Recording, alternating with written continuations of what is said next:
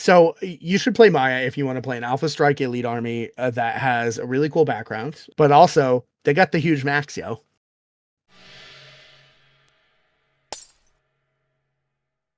All right, welcome back, everybody. I'm here with Brandon from the Danger Planet. What's up, Brandon?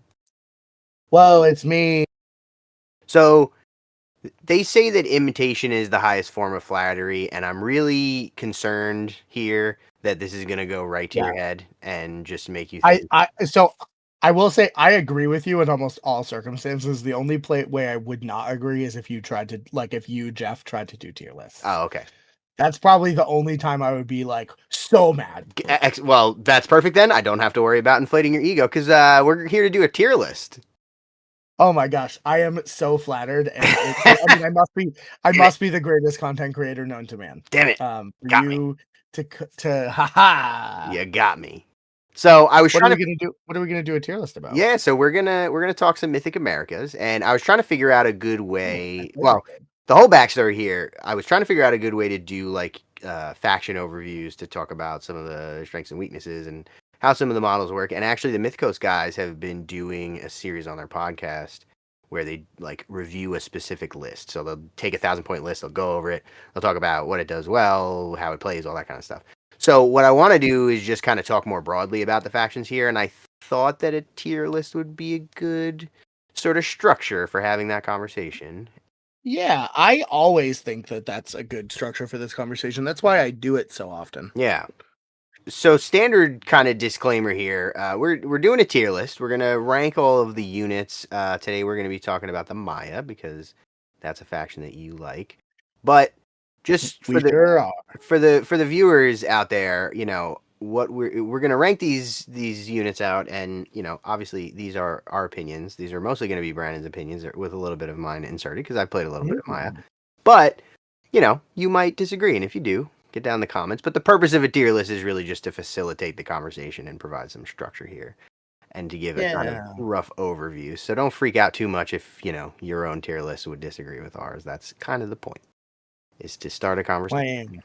So you started your Mythic Americas career playing Tribal Nations, and then sort of grew into the Maya. Now that's your main faction. That's mostly what you've played since then. Is that right? Yeah, I would say Maya is pretty much what I played for all the big tournaments that I've been to. I mean, that's not really true. I played some Tribal Nation, but yeah, I just sort of felt Maya was better. I like kind of gravitated towards the list and then just like bought it one day.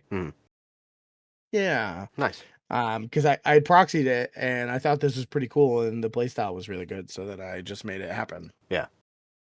I mostly don't play Maya, but I did. Mythicos did their little like starter box tournament where you show up, you get a starter box for like a really good price, and then you play with just what's in the starter box in a tournament. So I picked up Maya at that because I thought they were cool, and I actually did really well with them. So and they were a ton of fun to play. Very cool. Yeah, even right out of the starter box, they were really fun to play. So I have some experience, although I don't have experience playing with like the breadth of their units. I kind of just have the starter box and the magic user. So you'll be filling in on some of that other stuff, but I think a lot of that other stuff is some of your favorite stuff, so that'll probably work out all right. Wow. Well, I feel like if we're going to talk about the Maya, we should start off with Jeff. Bifiane Hetch, which of course is Yucatec Maya for how are you? Oh, okay. Excellent. I thought that was a bit you were playing before we started this video, but it turns out it sure wasn't. No. You know, hey, look, you tune in to get some more game advice, you learn some cultural bits. Yeah.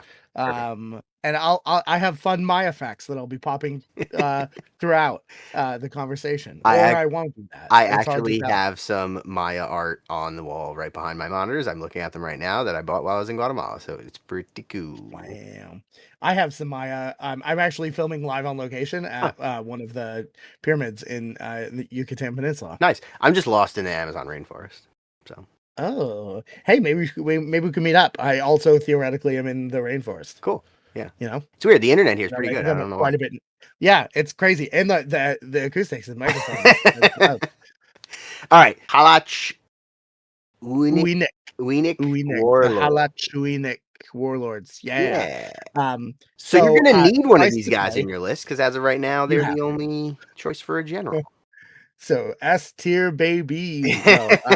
Um, to be fair, I think like at some point we're gonna get into a conversation about like the couple of things that Mayans do specifically. Mhm. In particular, like we're gonna talk probably a lot about Vengeful and Vicious, which are two really, really good special rules. And this guy's got them, you know.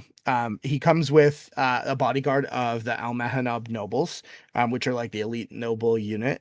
They're also pretty good, and they have these rules as well. But so Vengeful is pretty good. So if you charge or counter charge in the first round of combat, if the enemy unit flees, then you get to pursue you have to pursue them. It's not optional. But you treat it as a new charge move. If the unit connects, with something, they'll fight again. If they So basically, don't you get the flee, double charge. yeah, you get to double charge. But if they don't flee because you manage to charge, then you just flat out get to treat it as if you had just received the attack unit action, which means your whole unit just gets to attack again. So you're double Um, attacking either way, unless you wipe them out or they manage to flee further than you. I guess in theory. yeah, or if you lose and Right. flee, And you flee. um, Sure. which is theoretically Rare. possible, although these guys pack quite a punch, so it seems unlikely. Yeah. Brave 10. Um, yeah, and yeah, it's pretty good. Yeah. And any when any hit roll of a natural one that you make in hand to hand fights, um, gets an extra brave marker assigned to the target, Is that vicious? regardless of if wounds are successfully saved or not, which is vicious, Yeah. which makes it significantly less likely that they will lose because you're just like you have an extra mechanic to assign brave markers to the opponent, which is kind of a big deal, Yeah. you know. Yeah. Um, That makes them so very like scary if they're in charge range of anything, pretty much. For sure. Yeah. And I think obviously this guy comes with just like a sword and light armor like you normally do. But he can upgrade to some of the strongest weapons in the game. Yeah. The huge Macahuitl is kind of top of the list. The huge Macahuitl is the +2 strength and +2 to fight. Yeah. You can also, for a few less points, take Macahuitl, which is 2 strength and then +1 to fight. Because his stats are like 5, so it's not super he's not super great, but with the huge Mac that puts him up to 7. Yeah. And on a charger, that And puts them up to an 8. on a charge it puts him up to an 8, which means it is not uncommon for you to run a unit ideally with max bodyguards, so five bodyguards, or 4 bodyguards and him to run in and then hit with every attack. And then because of the huge Macahuitl's very strong armor, like wound with most of them. Yeah. Plus And then if it maybe doesn't some work, extra brave here and there. Yeah. It's pretty crazy. yeah. Yeah. So, I mean, Yeah. another thing to note is they have a base save of 6. So, with the armor, they're saving on 7, which is also very good. So, these guys are Hmm. pretty tanky. He comes with 2 health, but you can upgrade it to 3, like with most generals. He's got a pretty standard loadout. Aside from that, we have toughened 1 commanding presence, which you kind of expect. One thing that's super notable about this guy, though, is he has follow. And I just started playing Oh, Taino, and I developed a newfound appreciation for the follow rule. Super duper powerful. yeah. Sorry, I should have mentioned that before. That is the first best thing about him, way before any of the other things. Follow is completely nuts. Yeah, it's mostly going to be beneficial. This guy, you really want to get him into combat, and you can't do follow on an action that gets you into melee. You have to just be walking or marching. But Hmm.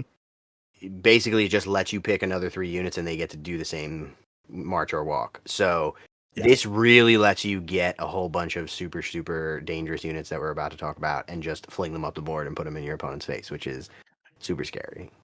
Yeah. And because it's like out of activation, free movement effectively, then the unit can, especially if it's like a ranged unit, they can take a focus shot. If it's a melee unit, then they can, then they're just so much more likely to be able to charge, especially as your opponent's moving up. Follow is just insane. Yeah. And you should be well planning your first turn follow move. Mhm. With literally your 3 best units. Yeah. And it's very easy to get 3 whole units in, even if you're tucking like gargantuan, or if you're talking some of the bigger, like the children of Xibalba, which we'll talk about in a bit. But you should be deploying with the thought of what 3 units you're going to try and get following on turn 1. And then if you're in formation to follow on future turns, cool. But you should really be planning it out for turn 1. It's really, really, really good. Yeah, it's definitely a great setup piece because, again, by turn 2, you're probably trying to charge this guy into melee, in which case you're not getting follow. The other thing, though, that is really important on follow is it'll also let you set up units for getting objectives. And in a lot of cases, an army like this, that's, there's a couple of faster things we're going to talk about, but, most of your normal dudes are just move 5, which is not spectacular.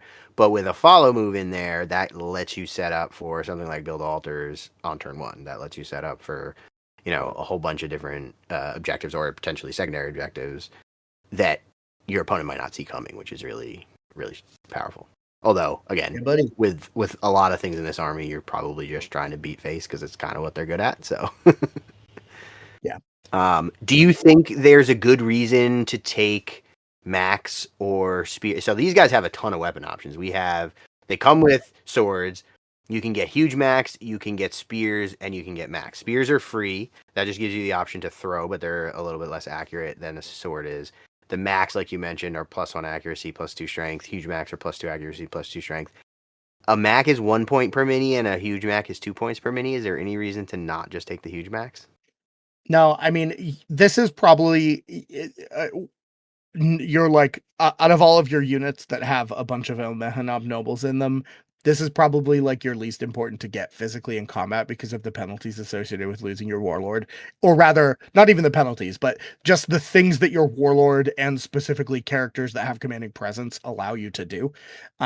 So you don't want to just throw him to the wolves, right? So like if you're gonna sacrifice points because you're like, well, I have to cut a couple points here and there, cutting the weapons off of your warlord unit probably is the first place I'd go. Yeah. But like I don't think I would ever intentionally choose to run these models without at least normal Macaweedle. I probably would always just run huge Max if I can. For the Like points I of would much 10, rather cut toughened first. yeah. For a full unit of these guys, you're looking at 10 points to take the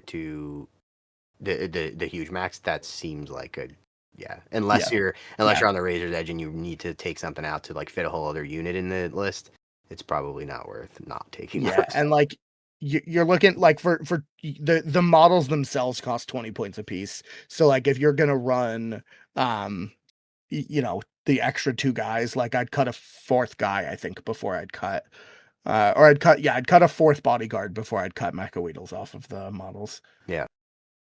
So no, probably always. I mean, spears are good because they're thrown, but like if you're getting charged, even though you have good armor, like you're probably gonna get charged by something that's gonna do enough damage that you're gonna flee. Like Mayans have armor and they can sort of withstand a little bit of chip damage. But the armor is probably what I'd cut first. If you're gonna cut anything, it's cut don't give them the medium armor. Yeah. And then after that, like I don't think I'd ever hire these guys without at least Macaweedles, and I'm never gonna take a character without maxing out its wounds. Like I just won't ever do that personally. Yeah. So like it's not really a 125 point unit, it's 139 always. Yeah. Because I start with 3 wounds and then see where we can get. Yeah, I think I agree. You want more health, especially on your general for the reasons that you mentioned. And I think the fact that they can upgrade their armor is kind of interesting. It gets you up to an 8 save. Mm-hmm. 2 points per mini is expensive, so no. The extra, because you have 7 base, right? So so the extra 10% chance of saving against like ranged attacks in most cases, because like if you're getting charged by like a unit that's really intended to take out your general, they probably have some amount of strength, and then like maybe that's ignored, maybe it's not. I don't know. Yeah. I'd cut the armor first. I pretty much always take the exact same unit, which is 4 nobles, 1 warlord, and each of the nobles have giant huge Macaweedles. I very rarely buy the armor. I always take the wounds, and sometimes I'll buy the 2nd point of toughen, but I think that's really only if I have 10 points to spare. Like I'm not looking to take the 2nd point of toughened because it's kind of just probably like it doesn't work super well. Like how often are you going to be taking tough attacks on your warlord and then you have to kill your warlord? I just don't do it. I So agree. I typically do not yeah. take Toughen too. So I mean, where do you feel he So belongs on the tier in list? terms of overall warlords, I think he's very good. I don't know if he's S tier, but I would definitely put him at high A tier at the very least. Um, at the end of the day, like if we're gonna rate him against other warlords, you kind of have to look at the whole army. And I think that he's really good and you want to keep him alive and you're always going to hire him. And I think you're going to put a lot of points into him. But I don't think he's not going to like walk into a 10-man unit of like Inuit, like medium infantry and then like death. Like that's just not going to happen. Right. So like, I think high A tier. Yeah. I wouldn't be upset with low S. But certainly high A tier. Yeah, I think A tier makes sense only because you're going to spend a ton of points. So just in terms of for the points, I think there's probably things here that are um, more effective for their points. Like one of the things I think they suffer from is they have so many different things that they can do, and they're not going to be able to do all of them at the same time. Like Yeah. follow is super super strong, but you're probably benefiting it from it 1 or 2 turns. Yeah. It's really just like a turn one unpack type Yeah, ability. That's how I look at it when I'm playing them. yeah. But it is a very important. You know what? Actually, maybe follow pushes them into S tier. You think so? Yeah, I like he's good in general, but then also the fact that he gets to move your 3 best units, I think maybe that pushes him over the top. Yeah. I think I'm gonna waffle on this and say I think he's probably like the bottom of S tier. He's very good. My only thought is just that I think there's stuff in here that's more effective for their points because, again, follow is really good, but you're probably Yeah. going to get 1 turn. But everything else that's more effective for their points gets better by virtue of him being there. So he's like in a way a force multiplier. So your best Fair, things are just better for him being there. fair. You know. All right, let's leave him at S tier, and we'll see where Okay. some other things fall out here. Um. Ah. Kin And Priestess. priestess. So our one magic user, and again, you're going to see a lot of common traits between the sort of similar units and other armies, but we have pretty basic stats 5s kind of across the board. Brave 9's actually pretty good. She comes with 2 health. Cause fear. We didn't talk about cause fear. Oh yeah. So cause fear is all of your whenever you win a hand-to-hand combat, you add an extra point of brave. Okay. Probably not super useful And, on your magic well, user. the other thing is that it makes you immune to cause fear, dreadful, and terror. That's useful. Yeah. Ignoring dreadful if you're playing into Aztecs, that's going to be pretty good. Yeah. Comes with magic level 1, Mhm. and she actually comes naked. You don't get any guardians, and you can hire Aelish spirits to guard her, which is fun because they're cute little Yeah. stone automaton dudes. Yeah, and it's worth noting that like it doesn't expressly, I think, anywhere in the list or roster specify what that means, but the Aelish spirits themselves are singular 20 millimeter based or 25 millimeter based Aelish. So they are the same models as the Aelish swarm, and you come with one, but they aren't a whole swarm of them. They Right. are literally just one. Yeah. So they're 1 health, pretty low stats, and their thing is that they use insults and trickery, which is a ranged attack at 10 inches, and it just gives brave instead of doing damage. Yeah. But it can be really effective to just lock down a unit. Maya as a whole have a general like sub theme on giving out an absolute buttload of brave markers, Yeah, and then and the stopping you from doing priestess anything does. about it. Yeah, and then the priestess does a lot to do that. Yeah, I mean, obviously, it depends kind of on which version, on whether you're ever living or ever changing, right. right? Because just like all casters, you're gonna have a completely separate spell list. Um, but I think both sides of her spell list are fairly competitive. Hmm. And I think I'm generally pretty happy to get them. And both sides have one spell that gives you like a pretty good put some brave markers on something spell. Right. Um, Yeah, so there's 3 spells per alignment, and just kind of very briefly, You can remove brave markers from your own models. So this is the ever living spells. You can remove brave markers from your own models. You can pulse out brave markers to enemy models, which is actually potentially very, very strong. I think that's by far her strongest spell, like by far. That's a super brutal ability to just. So what it does is it's 10 times your caster level range. You have to roll a 12, and all units within 6 inches of the point that you target take D3 brave status markers. That could be really wild against an enemy force that's really bunched up. If you can hit 3 or 4 different units, that's gonna be. Or I mean, even if you're not, right, you pick a point in between two units. Maybe you pick a point that's like on one and within two. So like best case scenario, like worst case scenario, you're getting 2 units, maybe 3.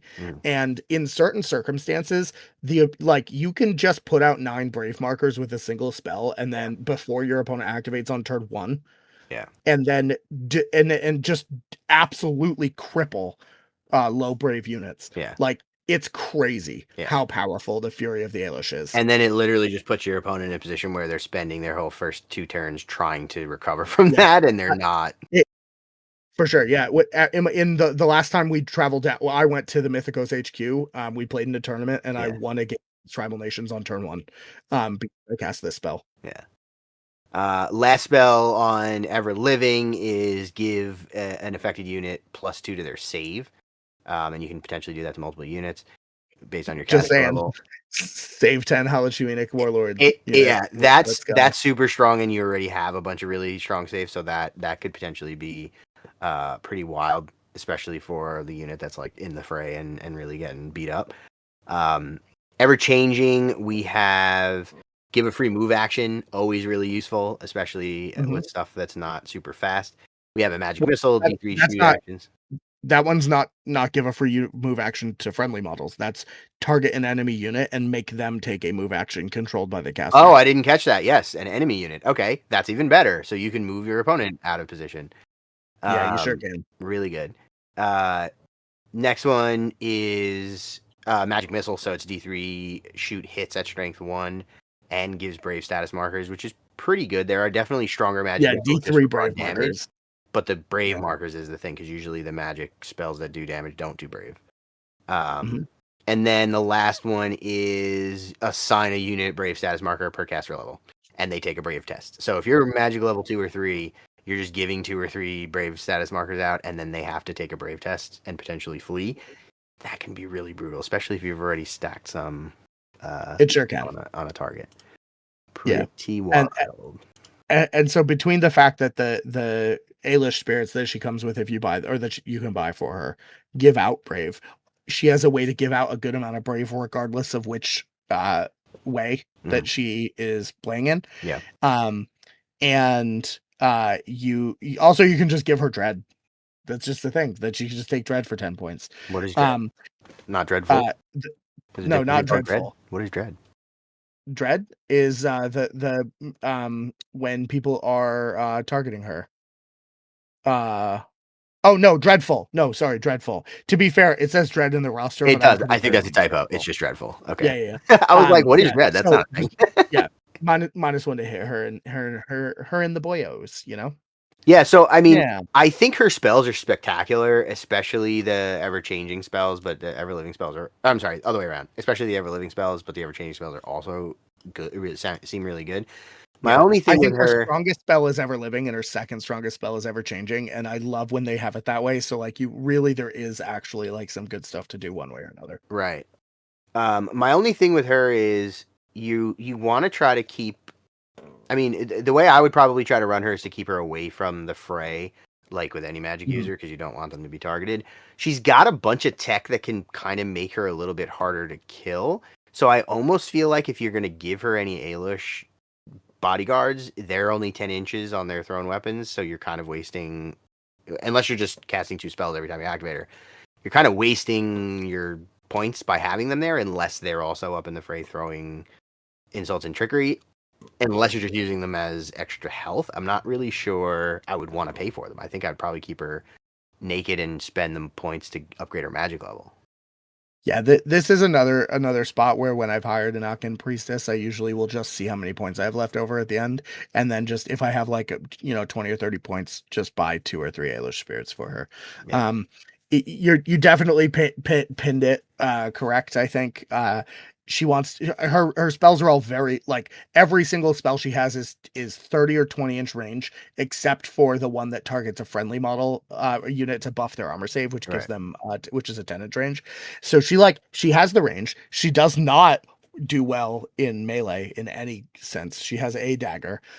So you definitely and like save a 5 save, right? So like buying it for health against a heavy shooting army is a good plan, and against an army that's not heavily shooting, probably not worth them at ever. Because the only thing they're really going to be putting brave on are the thing that's coming for her. And I think if something's coming for her, you either are going to destroy them with other stuff, or they're dead, or she's dead, right? Um, Yeah. that being said, because her spells are so powerful and you're bringing her for the spells, I don't think I would ever not make her magic level 3. Hmm. Especially because it's Like I extending would, the range out. That's a big. yeah. And well, it's not. It's extending the range out, so you can pick a point to give every unit within 6 inches D3 markers within 30 inches instead of 20 inches, or you just flat out give 3 brave markers with Visage of the Camisards. Yeah. Um, it's nuts. You absolutely have to take her level 3. And I think ultimately I'm probably putting her somewhere in A tier. I don't think I might be even convinced to go as low as high B, but I do think that she's very strong. But I think that all of her strength is magic, and I think magic in this game is very, very high risk, high reward. Um, there is flat out a chance that your opponent can't do anything. There's flat out a chance that you can't do anything, and to invest over 100 points of your list, usually, or like about 100 points of your list. No, literally 102 points if you're taking a level 3 flat. Right. Um, you're just like it's just so expensive without a way to like screen her. Yeah. Um, even though she's staying at range, so hopefully you should be able to be out of your opponent's dispel range.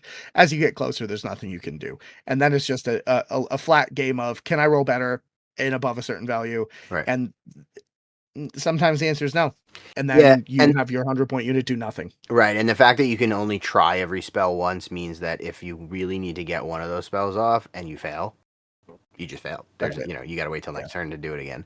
I do like the fact that the range gets extended when she's magic level 3 because you can keep her out of counterspell range and still target. You can still threaten an enemy magic user Yeah. even. For a bit. Yeah. Right, but they'll be able to change that if they want to. And like you said, magic is so tricky to use because you can just fail to roll. Her checks are actually relatively difficult. A few of them 13s and 12s. And if your opponent can counterspell, which they're almost certainly going to have a magic user, then they just roll better than you, and now you did nothing. So I think I agree there. I think the strength of her abilities, even though you'd be paying, if you want her at magic level 2, she's going to be 112 points. But I think the strength of those spells is pretty wild. I don't think we can put her down in B tier. I mean, you're going to hire one of these into your list almost every. I mean, I can't imagine you'd ever not hire at least a magic user, right? I can. Yeah, you But think so? yeah, I mean, look, if I'm gonna do magic, which I think I haven't decided for sure that I'm just flat out not gonna do magic, because you don't ever really want to get caught with your pants down against a couple of lists. Yeah. Um, I'm never hiring her for 62 points with just flat out naked. So I'm probably gonna buffer her up, and then she's like 102, maybe more. Yeah. It's not great, but I kind of want to do it. So I'm happy to go with like the bottom of A tier. But she's like, if I'm gonna cut something and I have a plan, this is the first thing I always think about cutting, but never manage to. Yeah, I think it's tough. I agree with you. I've had the same experience where I don't usually get as much value out of my magic as I want to. But at the same time, I can't justify not taking any magic at all. I could almost Yeah. see taking her at level 1 just as a counter mage and also to do a little bit of the buffing and stuff like that at 62 points because that's a pretty cheap activation to have on the table. We were discussing it at PAX with the developers that we think that the way that counter spelling works maybe needs to be tweaked, where the range is either the range is variable based on your magic level, or if you do it at a really long range, you get some sort of penalty. because as it Oh, stands sure. right now, you can be so far away and so safe, and yet you can still disrupt all of your opponent's magic. So you should either have to you should either get a detriment for being that far away, or you should have to move your magic user up and potentially get them in the fray to be able to be as effective at counterspelling. So I know that's something they're considering, but I think A is a pretty good spot just because those spells are pretty wild. I think that might be my favorite set of spells of any magic user in the game. They're pretty great. Yeah, you're not wrong. You can just shut off some opponent's models. Yeah. Yeah, you can shut off literally. Sometimes you'll go with her early on turn 1 and you will turn whole units off because like the other thing you got to remember is if a unit panics when it activates, it freezes. And then if you can get your fast units to frozen units, they just get decimated. Yeah. And because your leader is going to let you move extra, it's not unheard of that your opponent's frozen units get charged on turn 1, Yeah. especially if they're charging because they tried to protect them and then run away and then get vicious or vengeful charged into, right? There's so many things. Yeah. It's very likely that you're just gonna kill them. Yeah, I mean, even if you're not getting all the way up to them to charge them, because you might have to kind of overextend a little bit to do that. Even if you're not doing that, if they're spending an entire turn just sitting there trying to recover, that was worth the one action you used to make them do that with 3 units or 4 units, depending on how effective it is. So, seems really good, even if the spell doesn't go off every time. I think A is a good place for her. If you're enjoying this video and you want to support the channel, then there's a couple of different ways that you can do that. The first would be to pick up some merchandise through my merch store. You can grab a t-shirt, a hoodie, a mug, a sticker, all sorts of cool stuff like that. You can also shop using my affiliate links, so if you're going to make any purchases from any of these companies, you can use the links in the description below to make your purchases, and it will go directly to supporting the channel at no extra cost to you. There's also a link for my Ko-fi if you would just like to give me a tip, or my Patreon if you want to support me longer term. I have a bunch of different tiers there, and there are all sorts of benefits available to people, such as early access to videos, ad-free videos, the opportunity to vote in polls about upcoming content, and extra entries into the giveaways that I run occasionally. But if none of that is your cup of tea, no problem at all. Just make sure that you're subscribed to the channel and leave a like on the video. It actually helps a tremendous amount. And if you want to go the extra mile, then consider sharing the video out with some friends who you think might find it interesting. The YouTube algorithm is not kind to small YouTubers, so that helps a whole bunch. Other than that, consider joining the Discord, also linked in the description, where you can come and hang out with me and the rest of the community and talk games. But with that, let's get right back to the video.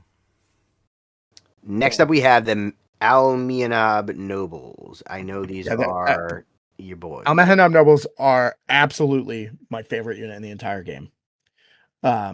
They're so unbelievably strong. It's crazy. Yeah. And they really like looking at their stat block and looking at the models really is what inspired me to start a Mayan army. Because I figured out what a 2,000 point army could field of them, and then how many units of them I could take, and that's what I based my army off of and bought that. That's it. Got that's bunch the Mayans. Yeah. So realistically, there are 2 costs I think to this unit. The nobles, really, you can buy them for 122 points if you're taking 5 of them with huge max, or if you're taking 10 with them with huge max, it's 227. That's most of your if army. You want, that's yeah. Well, I mean, if you're playing 500 points, sure. If you're playing 2,000 points, that's like 6 units of them, right? It's a good chunk. You're not wrong, but we already talked about vengeful and vicious, right? So on the turn they charge, any ones are gonna result in extra brave. They are vengeful, which means that they're gonna get a second run of attacks. They are fight 5 base, which doesn't sound like anything to to write home about, but with the huge Macaweedles, they're fight 7. Yeah, at strength 2. They have built in 7 saves of 7 just to start with. Yeah. You can also, if you want, pay the extra 2 points a model to give them base save 8 in melee, which is crazy, because then even against enemies like tomahawks or things that have an amount of strength, you're probably going to make everybody there and then get 2 rounds of attacks for free. It's crazy. They're so unbelievably good. Plus, they're in so theory, strong. You can buff their save with your plus you can buff your save. Yeah, if you take an Anakin Priestess and medium armor, then they're save 10. Yeah. A safe 10 infantry unit that with huge max is crazy. Yeah, I think Maya have the just for people anybody who didn't catch it. This is basically the guys that are the bodyguards for the general. They have Mhm. effectively the same stats except in this case It your leader. literally is. Yeah, so in this case, well, it's slightly different in the sense that you don't have the general, but you have a leader who has toughen, so Yeah, it's slightly but their different. brave is one higher. Right, Their base brave is 9 as opposed to the guys in the unit for some reason are brave 8 which is because funny. when they're guarding the general, they're more nervous, I guess. I don't know. You gotta worry about him getting Yeah. dirty. Um, Plus, like for what it's worth, if you're countercharging, their react is 7. The right, whole army is basically react 7. yeah, So which is like, strong. come And on, you yeah. want to potentially counter charge with these guys because then they get to benefit from all the extra Mhm. chargy stuff they get. Plus, and Yeah, vicious. Yeah, vicious for sure, but yeah. vengeful counts during a counterattack. So then you get to attack a second time if you counterattack or charge. So what I was gonna say is I think Maya sort of have a reputation for being the really stabby army, which is valid because they have a lot of huge max. Best weapon in the game that's not like a special behemoth weapon. But they're surprisingly tanky. You know, having a base save of 7 is super good. I mean, it's pretty much the Inuits without their hardy. But then Mhm. potentially there's ways to buff them, or you can pay for even better armor to get them up to an 8. A bunch of infantry with armor 8 is pretty brutal. That's really hard to chew through against your most of your opponent's standard infantry type guys are not going to have strength on their weapon. If they do, it's going to be strength 1. So it's going to be tough Yeah. for them to get through these guys.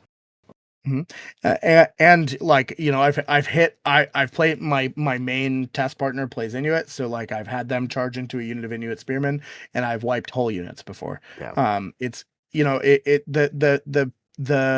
the sort of lead bullet that is 5 of them is pretty strong, but when you get to a full maxed out unit of 10 of them, as long as they're not getting shot down before they get to something, they're gonna put a whole unit in the ground almost always, unless you whiff like, unless you roll all 10s, like your dice are defective or something. Oh, weird. That would Well, never happen to me. um, yeah, no, I like they're so good. So like when I think of Alpha Strike in this game, it is them that do it. Their only real downside is that they're move 5, but the fact that your leader has follow means you take 3 10-man units for like 650 700 points or give or take, and those 3 units getting to all get a free move at the start means that they are going to make contact on turn 1 Yeah. in most cases. And it's so strong. It's so strong. Yeah, I mean, I think just for raw damage output, they're one of the most effective units in the game. My thing with them is a investing so many points into one unit is risky because you can catch a couple of brave markers and then suddenly freeze and sit out a turn, and that's a This lot is true. of stuff to have sitting there not doing anything for you. And two, only having 1 health each means that even though they have a really good save, if you do get plinked a few times with some range attacks on your way in, not only are you collecting brave, but you might take a couple of bodies out, and those are very expensive bodies in the case of these guys, especially if you're giving them a bunch of upgrades. Yeah, their stopping power really goes down the fewer of them there are for sure. But they are, and they're very strong. They're very very aggressive, and they are costed to match, right? Like they're a very elite unit. They cost a lot of points. And I think there's no doubt in my mind that they are S tier almost all the time. I would absolutely 100% put them better than the general. I think they're just so unbelievably strong as a unit. The one downside is that against a heavy shooting army, you probably shouldn't hire them. Because they will be a waste of points in almost all cases, unless you go blank, like don't do anything but put the extra armor on them. And even then, like you're still looking at, 21 points a model.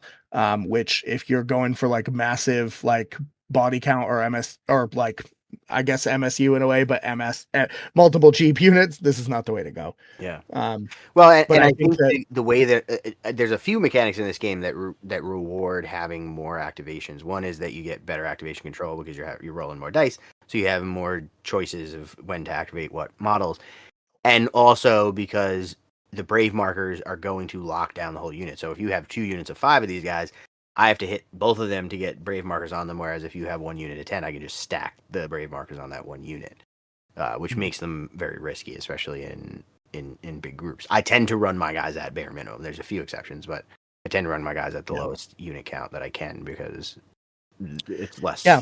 Risk. Yeah, the risk is high for sure. But they have every single safeguard against the risk. They have very high brave at 9. They have very high armor at 7 or 8.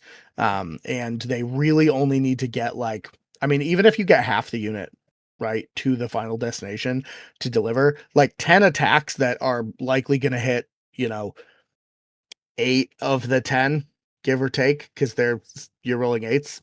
And you're getting 2 rounds of attacking, is probably going to kill a whole unit in almost all cases against except the very, very most hardiest of Inuit. I think you're probably wiping a whole unit, if not just making them run. I mean, in theory, if they don't run, they're hitting you back. They're potentially hitting you when you charge them with an Overwatch shot. Then they're gonna hit you back when you get into them.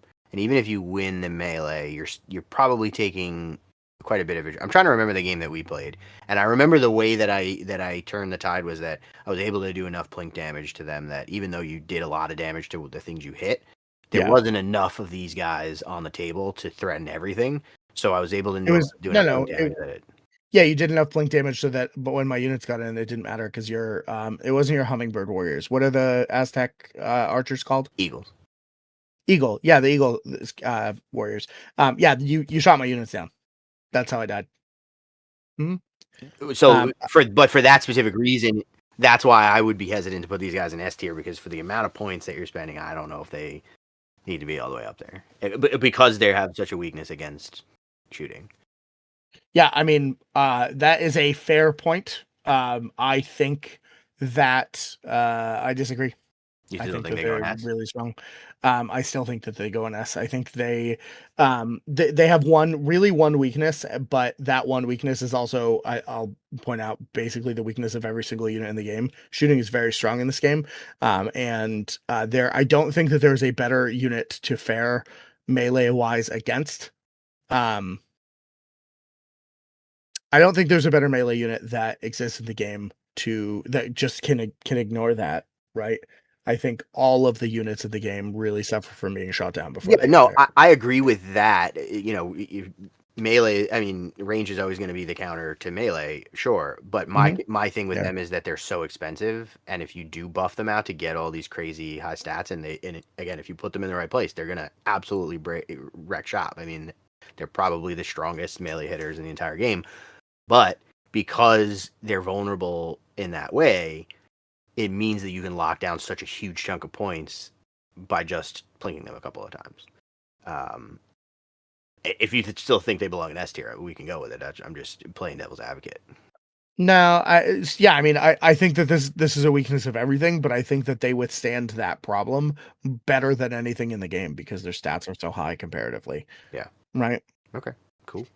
Yeah. Yeah. I mean, save 7, brave 9. That's I think maybe even more of a big deal. Brave 9, and because you're deploying them basically near your warlord, Yeah. you're gonna get the +1 for having a command and presence unit nearby, right? So And like, even more notable, brave 9 on the normal dudes. So even if you lose your leader, your brave doesn't go yeah, down, they're which is still just cool. there. Because usually, if you lose your leader, you lose some brave, at least a point or two. So that's pretty good. Yeah, yeah, and just the fact that they're gonna like they work so hand in hand with the warlord. I think that you're yeah. Yeah. No, I think they're just absurdly strong. Cool. Um, should you min max a whole army with them? I don't know. But like if your 200 point unit is there to soak up every single activation for like 2 rounds of your opponent's brave attention and also shooting, um, then like the rest of your army can do what it wants. And I think that they benefit in both circumstances where you take one big unit or you take multiple big units and put your whole army into Almahan Nobles. They're just really strong. They have really good points as for the stats. And I think they're really good. So moving on to their little brothers, in a way, we have the Kalakmal warriors. These are sort of like the normal infantry of the faction, but again, as we've seen with many other things, still really good. Brave 9, Mhm. save 7 with armor. Have the option to upgrade to regular max, not huge max. Cause fear, vicious. That's Yeah. pretty Yeah. solid. It's a solid Yeah, chassis, you know? yeah. They're not much cheaper than the Almahanab nobles. That's my That's only the criticism of them, yeah. right? That's the So not the 102 points for your standard infantry is steep. Yeah, it's very steep. Yeah. And like you're looking at 17 points a model each. You can only have you can have spears if you want or swords, but you're probably going with macroweedles because +2 to hit and +1 or Plus one +1 to to hit, hit two and to 2 hit. strength Mm. is still really strong. Because that makes them fight 6 or you're hitting on 7s on the charge, which they Yeah. should be doing ideally. And you're looking at having like you know ideally roll a lot of ones on the charge, and they cost fear, so you still get to be immune to the nonsense. Mhm. I think you're really just like probably never gonna bring these. They're good, they're very good, right? But in what circumstance am I not just gonna pay 10 more points to take a unit of Almahanab nobles?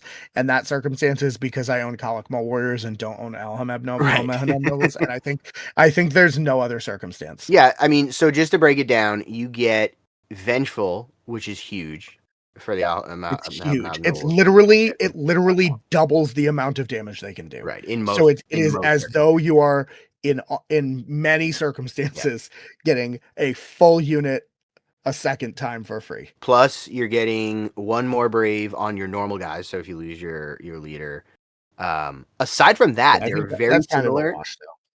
Right.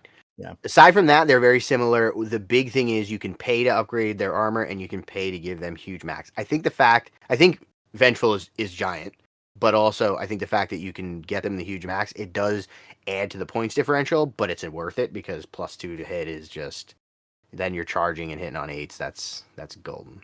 Yeah. Yeah, what I would really like to see is that in like the next wave of the Mayan army, I would like to see the Kalakmal warriors get reduced in cost a bit comparative to Almhanab nobles, and maybe you change everything about them. Maybe you make them less elite. Maybe you, give them different weapon options. Yeah. Obviously, they don't want to mess with that too much because there's a pretty strong historical component here. But, um, just making them verge in a different path is probably what we need to be doing because for the three total points because they're 17 points each, right? So I'm paying 2 points to get to an Almahanab noble and then one extra point because instead of the Makahuidal that I would auto buy, You I get will huge instead max. auto buy a huge Mac.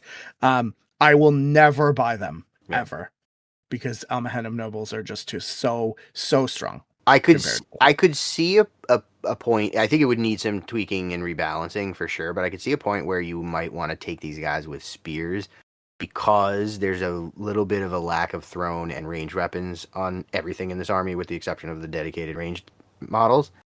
So yeah I can see a place for them if you wanted to run them with spears, but at the same price as the swords, it's just not. You're not gonna do that. You're yeah gonna take the yeah regular. honestly if they were a little bit cheaper and were like a spear only option, I Yeah. think that they would have a like a pretty strong place in the army. They would be a good unit to park in front of your priestess and screen because they're gonna For throw sure. spears when something tries to come in, and then they're gonna stick it out for a little while and be Yeah. a road block.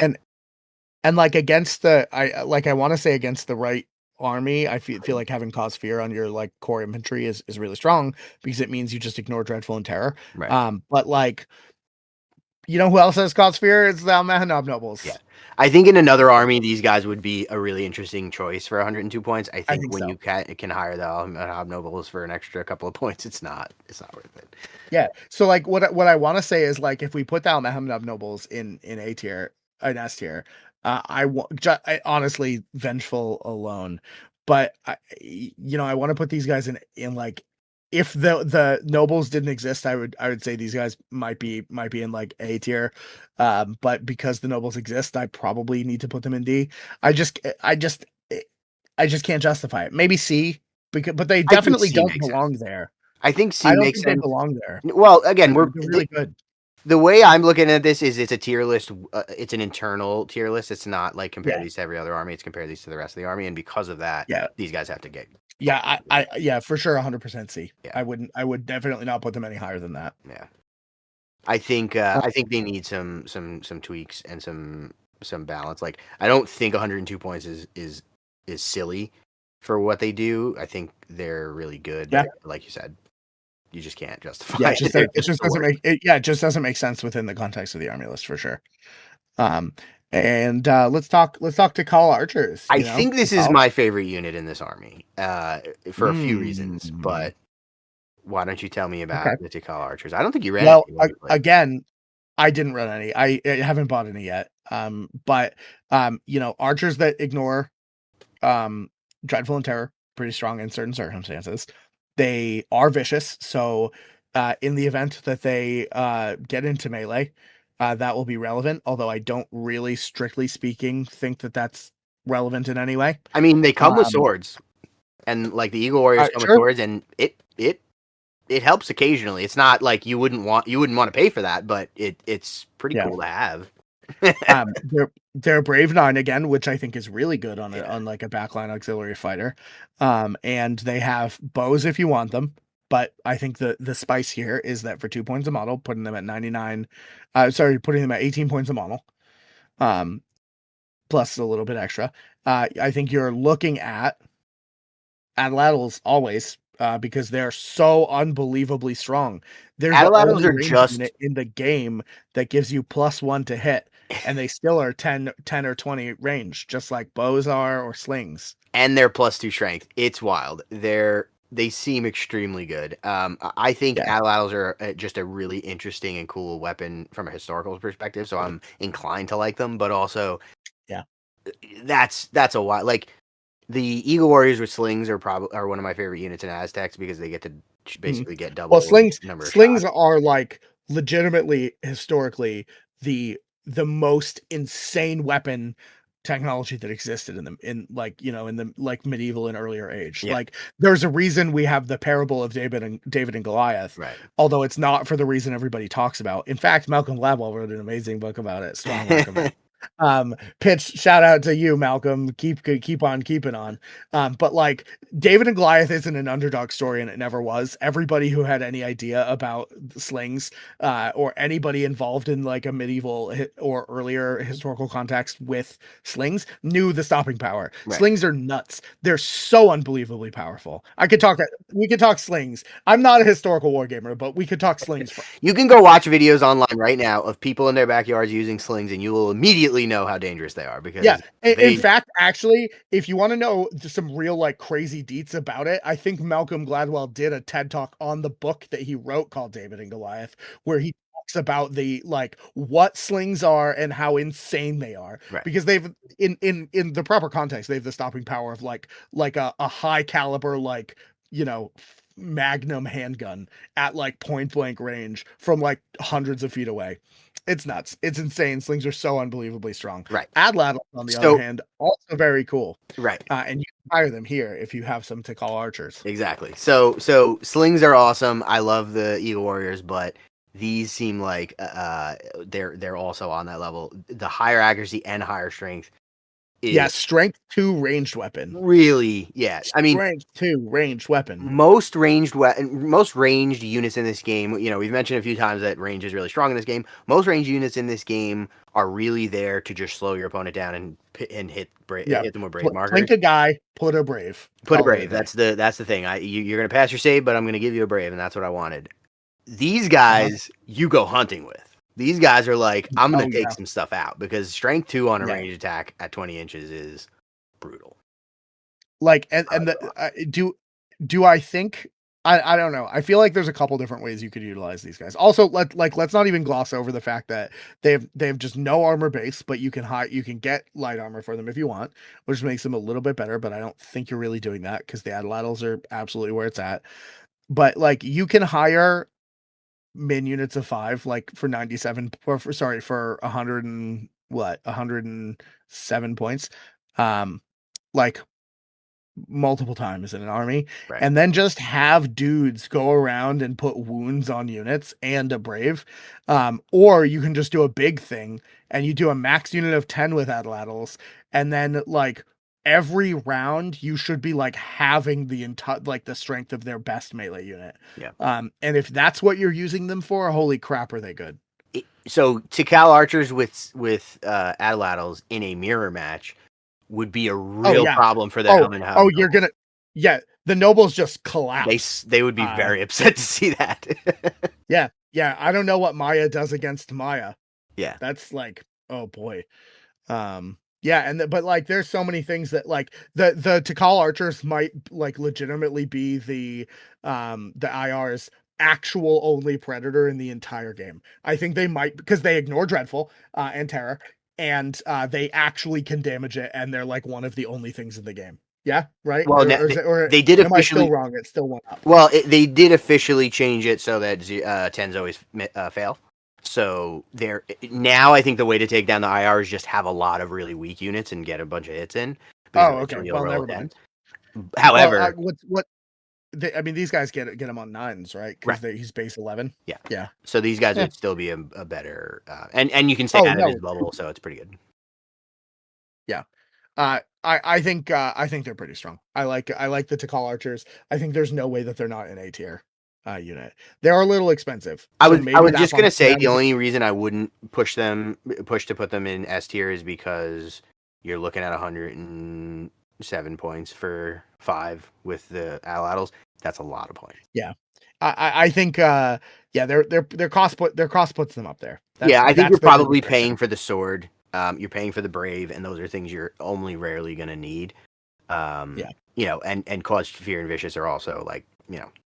and toughen. In the right circumstance, the cause fear is going to be a big deal, and the brave also in the right circumstance. It's just very good. Yeah, Having like 9 brave across the board is just it's so strong. it's certainly good. I'm just saying a lot of the stuff that you see here that that is probably pushing that price up is stuff that's not going to Yeah. necessarily be useful every game. You don't want it to be useful. You're trying to avoid making it useful. Yeah. So For sure. you're paying for that. Yeah. Well, I mean, like, come on though. What's gonna charge you after something's getting close? You shoot them once, then they charge you, and then you shoot them a second time.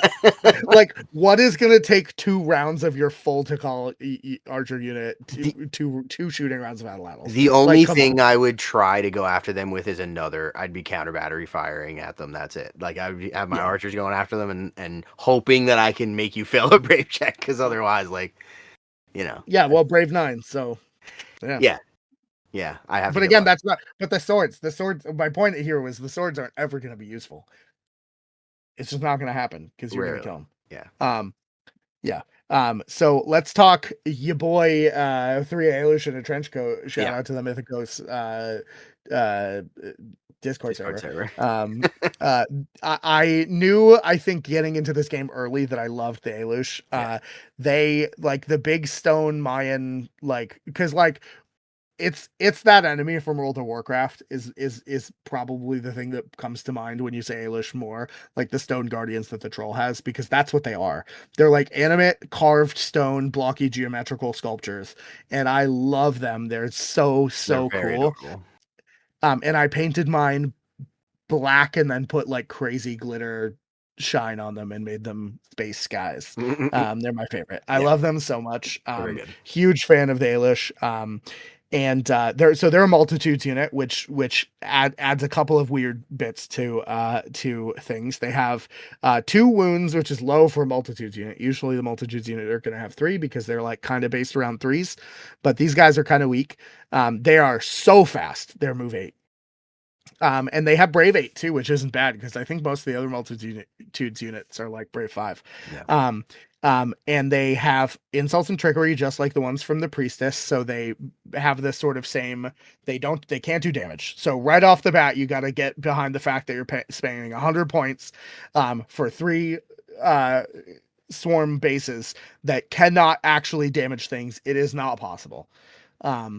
Importantly though, they do damage via brave markers, which is something that this army already has sort of a sub theme in, and they have Dead Man's Chill, which means that you completely ignore armor when it comes to the unit saving. That rule is the reason why we have an armor save that's a number and then another number in parentheses. Yep. And the fact that, and they get 3 shots each with their shoot attacks, and they also have dodge, right? So -1 to hit them if they've moved this turn, because most times you're going to be moving a bit and shooting, sometimes you'll focus shot, but because their range is so small, you're usually going to be moving and shooting. But when you have just like a flat base of them, shoot value 6, which isn't bad. Let's say you're not you're just hiring the min 3 and taking a move shot, so you're not focusing. So you have you'll have 9 shots that hit on 6s. Yeah, so 3 Usually, shots each, which is important. yeah, 3 shots each. So usually that means you'll get about 5 or 6 through, which means your opponent will save maybe 3, but it's Dead Man's Chill, so they're usually going to be at base 5. Sometimes it'll be a little bit better, but like if they get a little unlucky, every single one of those hits that go through is going to cause a brave. And at minimum, your 100-point unit putting 3 brave on a unit that hasn't activated yet on like it, maybe you get there on turn 1, probably not, but usually you'll get there on turn 2. At the start of turn 2, maybe after they've already taken a brave. There are not many units in the game that can just suddenly, if they roll badly, go to activate and are like, oh, it's fine, I have 5 brave on me, and like do any semblance of guaranteeing that they're going to have any likelihood of going. And coupled with all the other things you're doing to put brave on your enemy. So yeah, especially coupled with the fact that this army has this sort of brave marker sub theme. Yeah. They can, in the right spot, be super effective. And as a force multiplier, like the more of them you hire, theoretically, the more oppressive it is. Right. But also you only need, like, once you freeze a unit, that's it. Like, they don't really do anything else. But they're really good for hunting the unit that you really want to freeze. So you go after your opponent's behemoth or their general or somebody that you really want to lock down. The other thing that you actually used them really effectively for this in the game we played at the tournament was they're pretty good at screening because they have 2 health. Yeah. And they take up a lot of room, so they can wrap an objective and stop your opponent from getting to it, and then I gotta fight my way through all. And because they're fast, they can get there. Yeah, for sure. And insults and trickery, importantly, is a thrown weapon, which means that you can potentially so there's a lot of I have had games where people have charged into them, and then after like a light whiff on melee, they lose combat having charged them because on the way in I shot them and put like 6 brave on the unit, and then they kill like 2 dudes, but like 6 beats 4, right? You know. Yeah, so I don't know. That's pretty good. The only thing is that for their points, for 93 points. Yeah. So for 93 points, and realistically, like if you want to run, I have found, I think, my most success with them in units of 5, which means it's not 63 points. It's 154. Right. Like, oh boy, it's a 55. Sorry. It's a lot. They're very expensive for what they do. I like them a lot. But I don't think that they are particularly worth their points. Yeah. Although they are very effective when they are effective. Like their window isn't hard to trigger, and when they get there, they're really good. But they have a lot of stuff that they can't do, and in an army where you're already super top heavy on points because everything is a super elite model, like they're not making friends by being 93 points for 3 models that can't do damage. Right. Yeah, I agree. Yeah. I think they could be much higher, but that point value makes them make it a tough sell. For sure. And but at the same time, I think their impact on the game means that they can't be cheaper, right? Like you can't, if they were like 60 points for 3 bases, like you can't have that. I almost wonder if they should spend 400 points on just those. I almost wonder if they should be cheaper and they should lose some of their maybe they go down to like 2 shoot attacks so that there's a way to like boost more your health, activations. Maybe. I don't know. So that there's a way to boost your activations in this army, because that's really what this army needs is some cheap stuff. It has no cheap like stuff. If they were instead of being a multitudes unit, if they were just the spirits that come with the priestess, I think that might be a better fit for the army, even if they were 10 points. So that, like, you get 3 shots, but like, min 3, max 10, have them be 10 points a model. So the unit base is like 35. But for activation control, I think that'd be really strong. That might be too strong, but you can mess with it. Maybe make them base 5, so it's like 55 or 60 or something. Yeah. But I think just based on how they are and their cost, I think that there's no way we can put them above B, and B is probably where I'd put them. I think B. Although I do really try and fit 1 unit in. I mean, I don't a, know. a unit in I don't. B is like you should take them sometimes. That makes sense, right? Yeah, yeah, and I think also it's really worth noting that, and we'll get to this when we talk about the behemoths, but you need to own some if you have an Aelish Guardian, Mm-hmm. because sometimes they just come out to play. Mm-hmm. You know. The best kind Yeah. of guardians always create extra little duders for you to have on your in your army. Create the thing that they are. The thing, like the type of. No. They sometimes they beat the frogs out of you. That's what I'm saying. Right. That's true. Yeah, Yeah, like the Koki Guardian that's should make normal. Kokis. Yeah. Oh my gosh. I like B. Amazing. I think B is a good spot for them. I think if they were slightly cheaper, they would definitely go up because they're super useful, but they are not exceptionally cheap. But that's kind of across the board in this army, except for the next unit.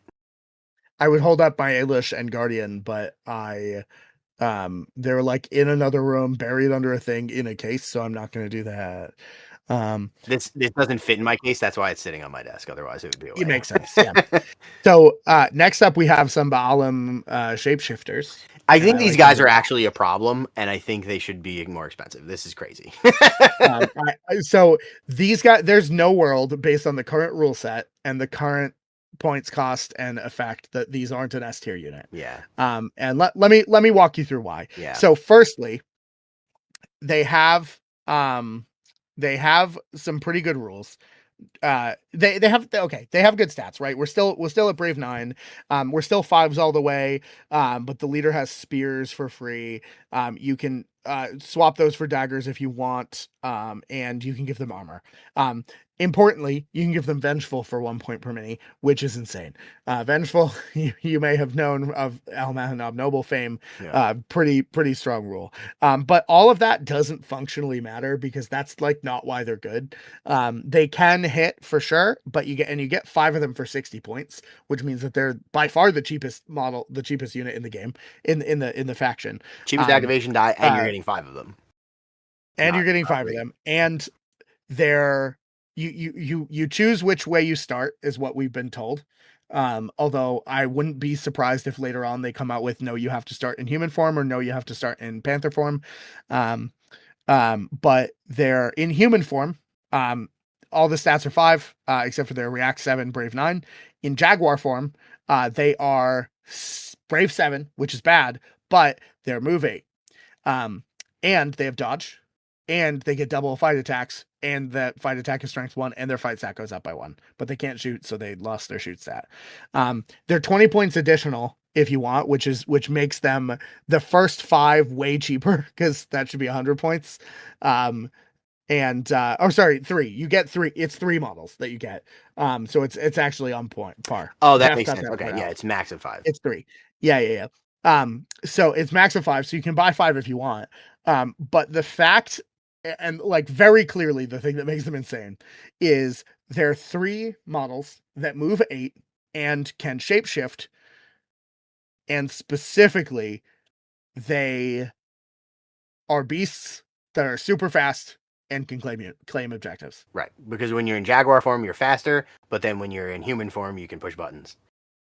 Yeah. And that's a And brutal combo.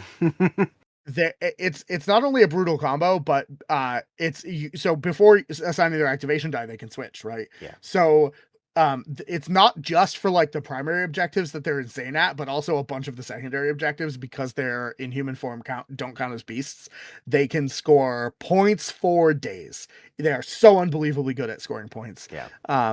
And like cheap activation control scores you a bunch of points, and like hard to attack because your opponent can't reach them. Yeah. / if they do, if they're in panther form or jaguar form, they can't shoot at them well, because they're dodge. Yeah. I think if I was gonna run a And 1,000 point for the leader. competitive army for Maya, I think I would probably have at least 3 units of these, maybe 4. Yeah. And just like bare minimum 60 points, I think that's 180 points of your army, and it's really, really good. I think I have 9. No, I have 12, because I bought enough to have 2 units of 5, Mhm. but also that means I have 4 units of 3. Yeah. And that's how I would And run. I would run them at bare minimum, and I would just have I yeah, would get the activations up, which is huge for this army, and I would just spread them out and go do objectives and annoy my opponent because yeah, move 8 yeah. and push them I, out. I think that's perfectly reasonable. Yeah, And honestly, like I don't even hate the idea of giving them spears. Um, um, because actually it doesn't matter. Spears and daggers are strength 1, but spears are thrown weapons, so usually just go spears. I would keep the Um, spears. Yeah, yeah. yeah. So like they have spears. Let's say you do attack for 3 of them. Like you can, if you have 3 extra points, you can give them vengeance, vengeful, and then let them go in, hit something, and then attack it again. Especially if it's like a caster or something that doesn't have a lot of melee attack Right. power, because they're so fast. They're like actually like a low key, like really good scheme hunter, Yeah, which is like a term for Malifaux. But like your opponent has quick things. They're gonna get them. yeah, They're gonna get them and kill them because they have 2 rounds of combat against it. right. Yeah, And they cause fear, so they in human form, so they can ignore dreadful and they're and save terror. 6 when they're in human form, which is really good. And you can up that if you need to 7, which is pretty Yeah, great. I mean, which having a yeah, super fast which unit that's also pretty tanky and can push buttons. I mean, yeah. Yeah, they're either gonna have dodge or they're gonna be move 7 unless you go late with them, which you shouldn't do. They're really strong. There's no doubt in my mind that they're S tier. If they change the rules about how they interact, like if they permanently tag them as beast when they're in beast form, when they're in humanoid form, then that immediately drops them flat out into like probably still like high A because the activate like or low A because the activation control is still good. They're I still agree. really useful in a bunch of different ways. Yeah, I But think the you would fact that use they them. have that on top is just insane. I think you would use them wildly differently, but I still think it would be worth it for the activation dice because this army struggles to get activation dice. It sure does, yeah. And we also have literally 0, none whatsoever, unless we take Crux units, Yeah, two activation die units. There just aren't any. They're all 1. they're rare. Um, I think there's 4 in the whole game or something. So it's no, I'm pretty sure like every faction has 1. It's fine. Some of them are not worth taking. But yeah. Taino Almost does every other not. faction has 1. Taino doesn't count. Every other model in Taino has follow. That's true. That's basically an extra activation. That's true. Um, yeah, but yeah, I think Children of I think the Baalim shapeshifters are really strong, and you should buy them. That should be one of the first things you buy when you're buying Mayan. Buy them So before you buy the starter set. yeah, I agree. So moving on, Children of Zabalba. I think these units are super cool. I love the models. They're they used to be called were jaguars. They're like werewolves, but they're jaguars. Really cool. I think Yeah, these buddy. guys are really overpriced. They are so expensive. They're So the Children so of expensive. Shabala, yeah, they have dodge, they have vengeful, which is really strong, and they do triple attacks. So triple attacks with vengeful, you think would be a really good combination. And in essence, it is. But again, we're sort of my philosophy with leaders and their extra wounds really extends to Sasquatches and Sasquatch shaped models. And these guys are not Sasquatches, and they're never going to be Sasquatches coming from tribal nations. That's like what I look for in terms of like staying power. And they have 1 wound base. You can upgrade them to a 2nd wound for 14 points per model, which puts them at for 3, 165, which is pretty expensive, considering that for the same price you can get 5 jacked out Almahanub nobles, which admittedly has 1 less wound, but is a whole ass unit Yeah. that is going to do quite a bit more damage than these guys are. And they do have a war spear, which is rare for behemoth units or monster units. They generally aren't going to have a weapon, and the war spear is strength 1, piercing 2. So piercing 2 is whenever you make a hit with it. If they fail their save, it does 2 additional hits, which is Yeah, really good. very very good. Which is really And it's a good. thrown weapon, so your opponent doesn't really want to charge them. But like, so if you're gonna go max wounds, You should. um, which you should, max wounds of 2 per bottle, and then also an additional 2 Children of Shibawa. Even if you're not gonna, well, that's it. There's no other options. Mhm. Um, it's like you're like well over 200 points. We're at what? We're at 275 points for 5 models. And granted, they're monsters, but like, God, that's expensive in an army where you're already paying out the butt for everything else. Um, and their save is 7, which is good. Their brave is 9, which is also good. But like it takes one ranged unit, and you're like you're losing so much. Yeah. I think I would run them at minimum at 3, and I would add the extra wound because I think you gotta have the extra wound. The one I thing that I thought was interesting, so I ran these guys in the starter box tournament because they're in the starter box. Mhm. And what I found really interesting is that dodge plus a thrown weapon is super, super effective because what you can do is, most models that have dodge are not ones that you want to get into combat, but what you might underestimate when you're before you play these guys is that they can charge an enemy unit. They get to attack on the way in. Maybe your opponent gets to attack you back. And some opponents won't be able to attack you back, but if they do, you've already moved, which means you activated dodge. So you are a little harder to hit on your way in, which is kind of great. They hit extremely hard. Pierce 2 can be really, really brutal, especially Mhm. against the right opponent. But Yeah. that's a lot of points. Yeah. 165 And points for 3 of them with 2 health. they're not particularly fast. Like they're 6, which is one Right, better than the nobles that cost less points and do more damage and have more bodies. right. It's like it's literally it sort of boils down the problem with the nobles and how expensive they are by making it's like if you strapped 3 nobles together into a single model with Yeah, not as many wounds. right. That's really it. Yeah, and If they could have a 3 wound option, maybe that would make maybe like for like 18 points a model, maybe they get a second wound. I don't know. I think they just gotta be Um, cheaper. I mean, the problem is they're easier to remove. They're they're a little bit faster, which is cool, but they're also monsters, which means that they're not able to do most yeah, objectives. they can't do almost any objectives unless you Right, have that one blessing, right. right? Which means you're using that blessing on that turn, and that's one time they can do it. Yeah. You're And if they're you're doing that, they're not doing the thing that you're really paying them for, which is right, combat. right, and that's the thing. Like, you don't want your nobles. We're comparing them to the nobles. You don't want your nobles running your objectives. You want your shapeshifters running your objectives, but your nobles always can. And if they've done their job and they've cleaned up the whole field, and later in the game, you want to be able to do an objective if Yeah. you I if you I can. want to These hire guys these won't. guys. I want to hire these guys when they are adults of Shivalba. Yeah. Thank you. Thank you for Mhm. coming to my TED Talk. That's yeah. How far down the list do you think they go for the for the points? Honestly, I still think they're very good, and I think they're way better than Eilish for sure. Yeah, But I think that like I think above they have to go above Eilish and P. Um, the trick they're very good, maybe below Eilish because Eilish are so cheap in comparison, but even they're expensive. It's just hard, yeah, it's hard. And I just if they I get that they're supposed like maybe if they had a better like I don't know.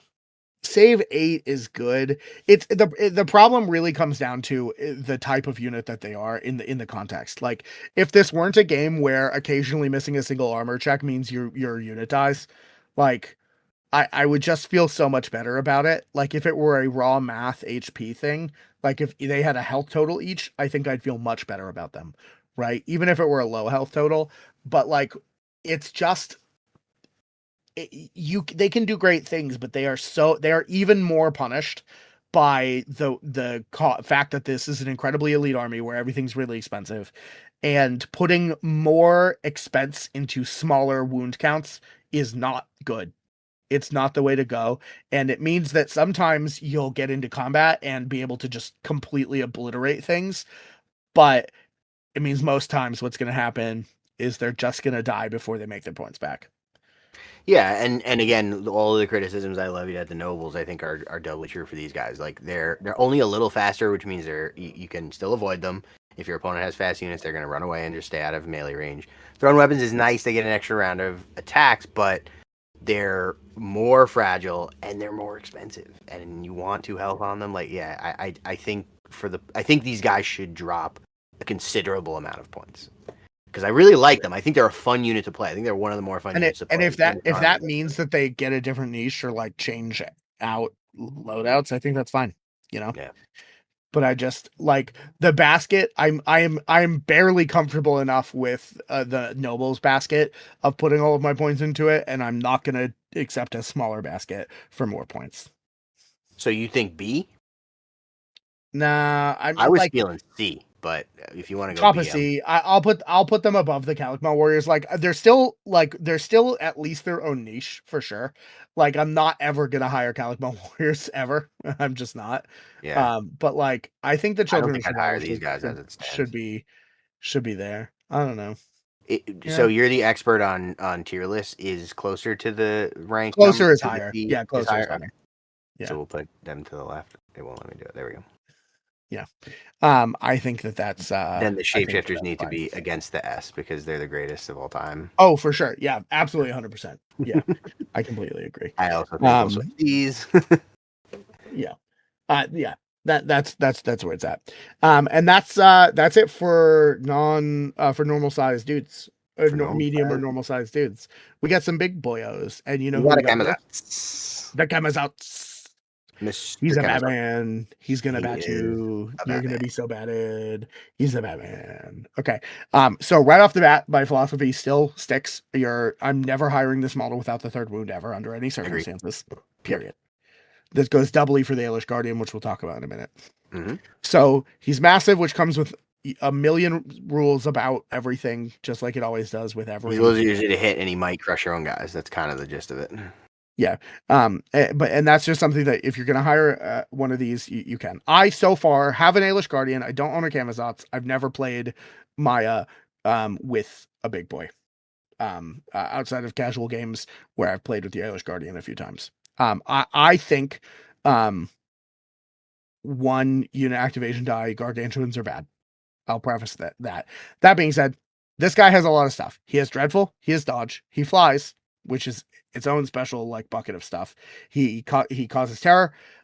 He has which are all pretty common things. Hateful glare is something that I don't which is his like range attack that's unique to him as far as special rules go. And he has 3 melee attacks that are strength 2 because he had fucking better, quite frankly. Fight 6 is like fine. He's brave 9 because he's Maya. Everything in Maya is brave 9.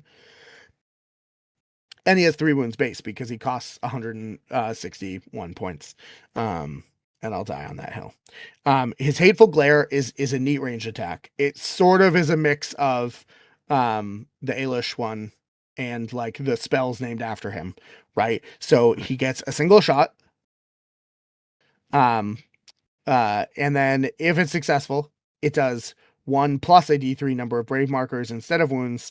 But the thing that this does extra is the unit has to immediately take a brave test, which means that the Camazotz is exponentially better if it is with other units that can put brave markers out, because usually you have some time. You don't have to worry about the brave markers. You can do a thing, get some brave markers, and then maybe have some time to figure it out. But the Camazotz making you take brave tests immediately is crazy Big. strong. And it gets a million times better with an Akin Priestess that can use the Visage of the Camazotz or Aelish, right? It also gets 10,000 times better because of terror.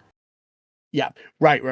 Yeah, Terror says any enemy models within 15 of the Camazotz don't remove a brave for passing a brave check.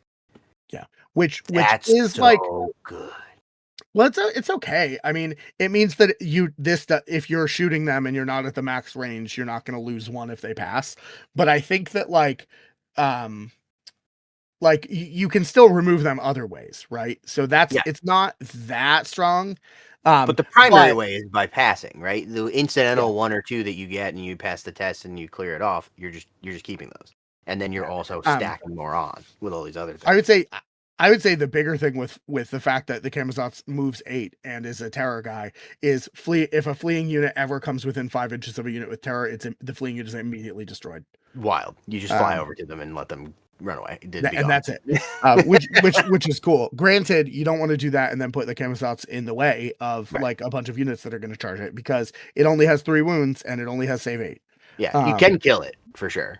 But I It's mean, very dreadful with dodge and a save 8 with 3 health, like you're gonna have to really be trying to get him to kill him. Yeah. I think this guy is crazy. I think it's super cool. That's like a very unique mechanic. I don't think anything else has terror in the game as of right now. No, I think there's gotta be other stuff. I don't think so. I haven't encountered it. Interesting. Yeah, Okay. I think it's just a Kamazazi thing. A Wow. lot of the behemoths have unique mechanics, you know. Yeah, I mean that makes sense. I will say, he is cheaper than a unit of 3 Children of Xibalba with an extra wound I would much by rather take a by Kamazazi than a unit of 4 3. points. So like, Kamisatz, he does one thing exceptionally well, and that's putting out brave markers. Be His shoot is scary. 7, which means if you're not gonna move him, which seems bad, he'll be hitting on 8s. But really, Yeah, you should be hitting on 7. So you have a good chance of putting out at least 2 brave markers and then making somebody take a brave check they weren't expecting. But if you can hit them with like an Ailish or even with the archers, I think that you have a good chance of just flat out like screwing up an activation early. Yeah. And that's really strong. And it's 0 to 20, mind you. It's not 0 to 10, 11 to 20, which means you don't get the -1 for long range because its range is 1 range, 0 to Yeah. 20. Right. It's not long Importantly. range, short range. I just wish you had more shots at it. It just seems like with the things in this game, which is my problem with this sort of game in general, where you have an X out of 10 chance, even if it's 9, the times you roll the 1 are gonna blow. And that means that you put the Kemisatsu in a place where he's like, okay, I have to go panic this unit, and it's very likely that he will. But then either they spike a 1 and pass their brave check, or you spike an 8, 9, or 10 and miss, and then your Kemisatsu is just sort of sitting there with his bat parts hanging out. That's Yeah. bad. That's a bad time. And Yeah. again, where we're already putting the eggs in the basket of having a bunch of Alhaman nobles, it just feels better to me to have like 5 or 10 models than 1. I think the trick is that you don't put yourself in the position where if you miss that roll, it's going to completely screw your whole game. But I do For sure. agree that you're still spending a lot. Like, I don't think like that ability is really good. And if there's a key unit, especially it's about score a point or do something like that, you want to try to Yeah. use that to make them run away. But I think the way you want to use this guy is to get the synergy with all of the other brave effects with with terror, and put him in positions where it's really obnoxious and he's keeping those brave markers out there. Because even if it's only, even if over the course of a game you're saving an extra 7 or 8 brave markers on your opponent because they're not clearing them for passing checks, if you were putting out 7 or 8 brave markers, you'd consider that a really big deal. So that's really Yeah. huge. And he's better in melee. 3 fight attacks at strength 2. Like if you can do it safely, especially if there's a target that he should be hunting your opponent's magic user or your opponent's objective runners if they're not all the way on a flank. Because with move 8 and that strong of an attack, Yeah, I mean, you're not wrong.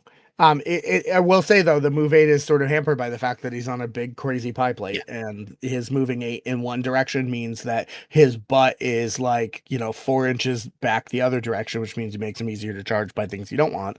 yeah, So that's sort of poopy, but I will say he does have a pretty big glow up with the fact that he flies, yeah, because flying units in this game have a pretty significant advantage when it comes to um just getting crack murdered, right? yeah. Like you're gonna be able to like not take some of the flak that you normally would, but also I think isn't it Western Fed or somebody has like that one spell that's like, and also thunder flying units take like 9 extra damage or something.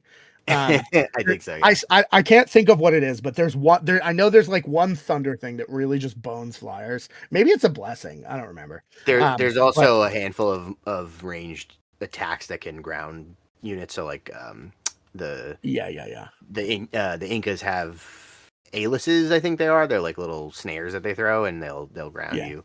they'll ground you. So there's Yeah, ways around that, but that is yeah. important because they can't just be charged by any melee only units.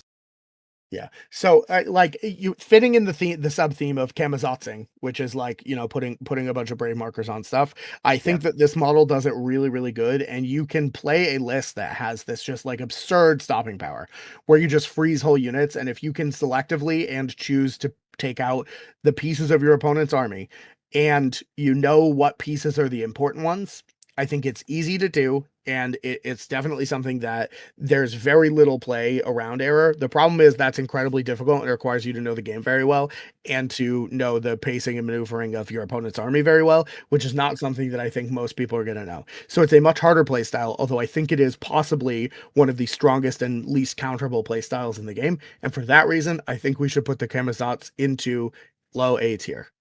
I think low A is where I was feeling low A or high B.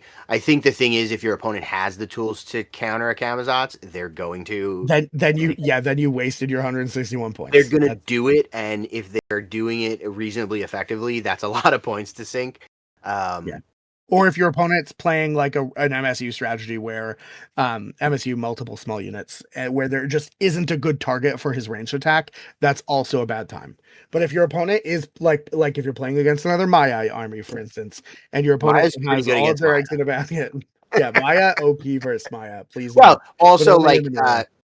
a lot of Inuit players, they're incentivized to run bigger units. If you Yeah, can hit them, I mean, you're yeah. really gonna. I The think Maya have Cam, a really good matchup against Inuit for a variety of reasons, actually. yeah, Um, Camazot's just hard shutting down that one unit of 5 Sasquatches. Let's go.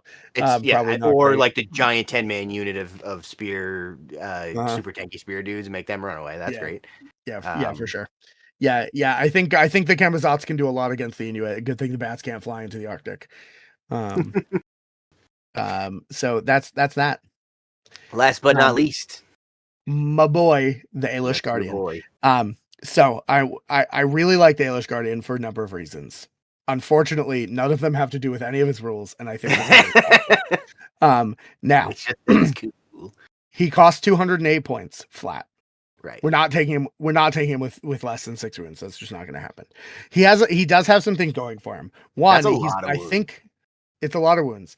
I think he's the only model in the game that has this amalgamation stuff, which is it's on his card. It's not even in the keyword thing. So that's really what makes me assume that. So amalgamation says for each wound suffered, summon a Ailish multitude, place new units within 10.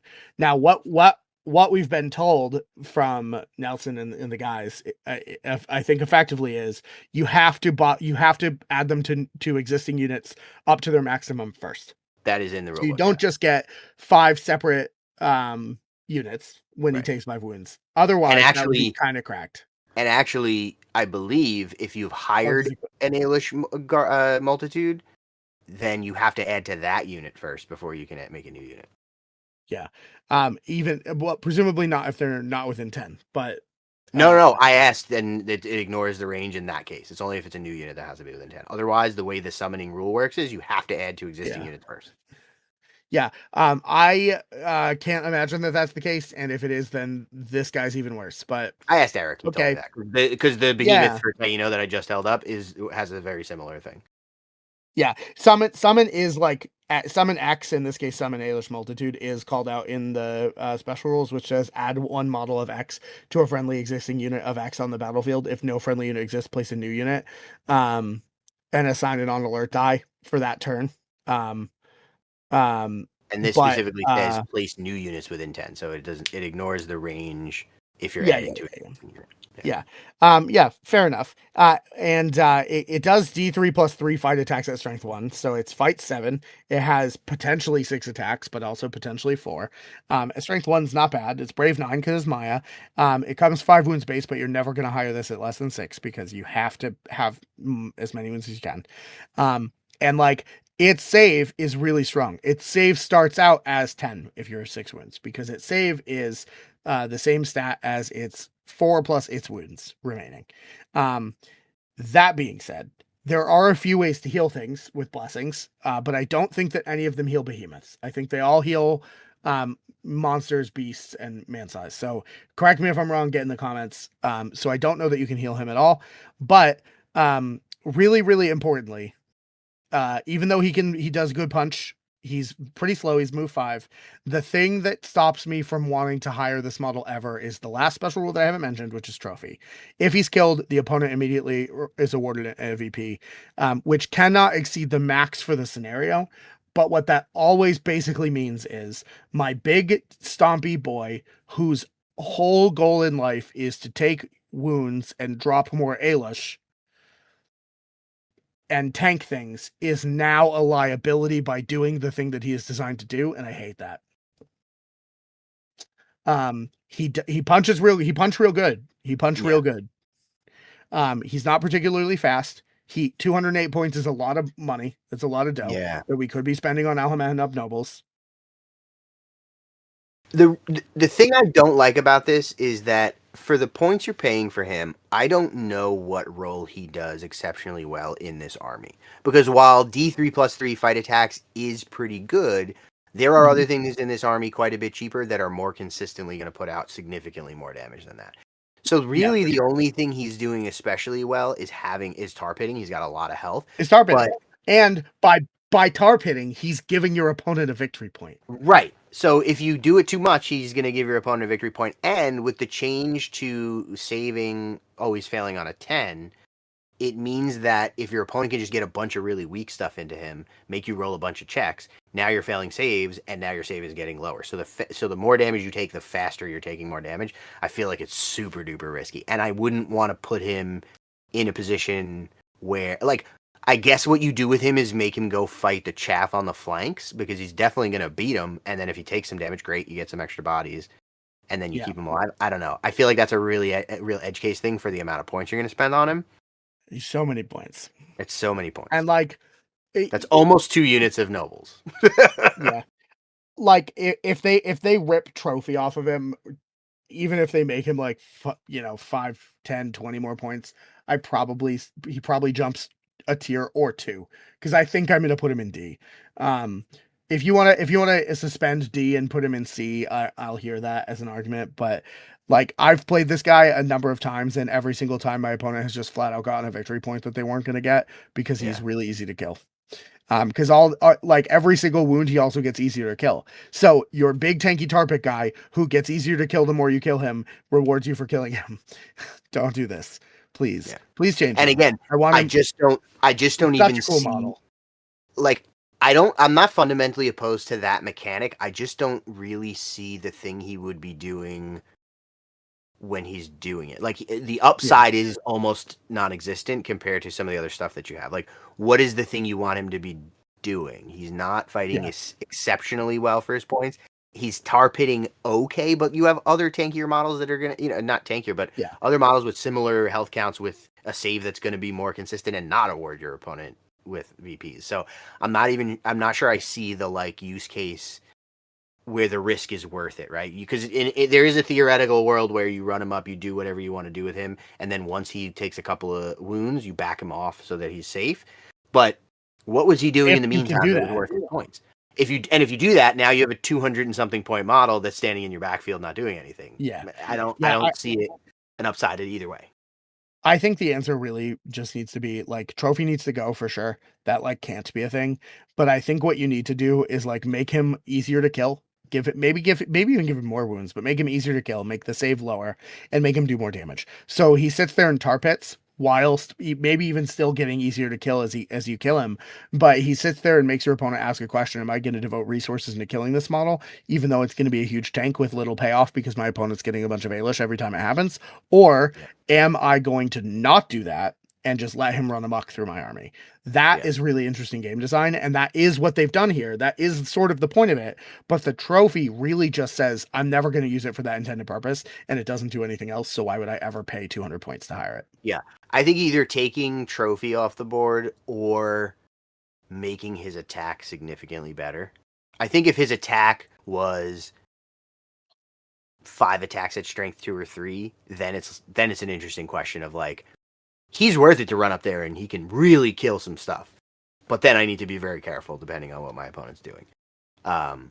Although I think I might like it better if they just took trophy off. I don't know. I think trophy's interesting in theory, but I'm not sure I love it. I think I like trophy as a concept, but maybe apply it to a specific, like to the class of gargantuans in general. But honestly, don't do that, because like, as a general rule, outside of the AR, when he couldn't die if you before 10s auto fail armor saves, I think I struggle with wanting to ever hire a guardian in a game like this, because I don't think that they're ever going to make their points back in almost any case, which is why I haven't bought the Camazotz.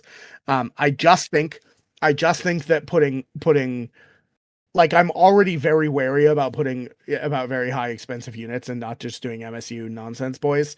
But having a model where I might not get to do anything because my opponent shoots it early turn one and just like rolls well because it has like 2 or 3 wounds is just so awful. And it makes me so mad that I know that if that happens to me enough, I will quit this game, and I really like it. So that's why I just haven't played any behemoths. And I don't think that they're good enough, and I think they need to do something else with them. I So like, think I think you might have a skewed perspective because of the two factions you play. I think potentially they have some of the less good behemoths. I think there are yeah, behemoths that are worth playing because they're not so well, yeah. I expensive mean, and they have a clear niche that that they fall yeah, in. fair. I think the The problem IRC is here is, like insane. I mean, I think maybe he's more overcosted now that he fails on tens. That's an open question. I haven't played him since then, but I think the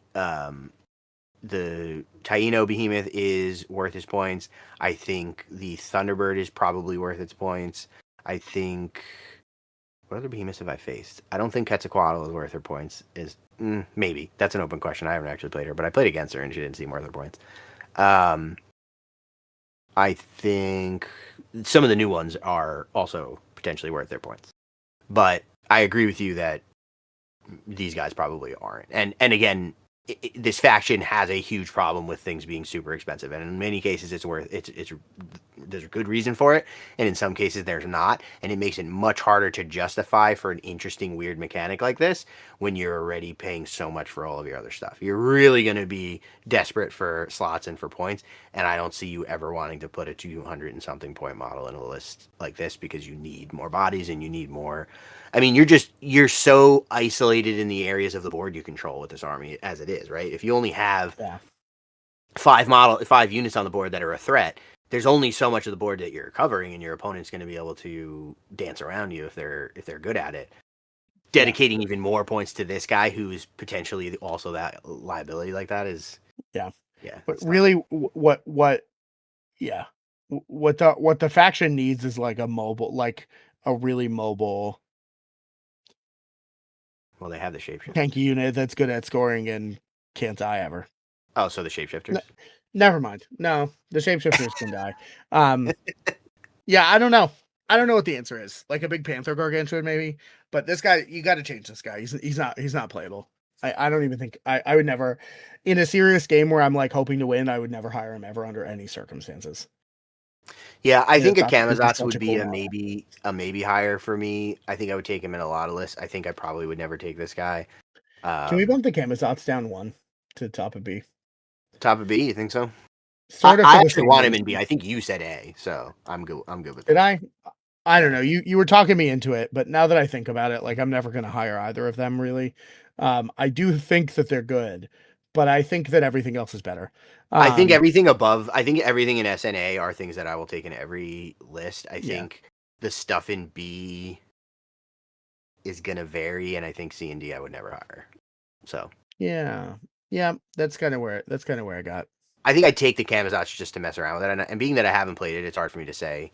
I would like to, give it a try and see how effective that mechanic is. Because again, I think in some matchups he could be Yeah, really, really good. I probably won't hire any English though. yeah. I don't know. Maybe. I really like Alish, and I think that the threat that they pose, especially with the Camazotz, is pretty strong.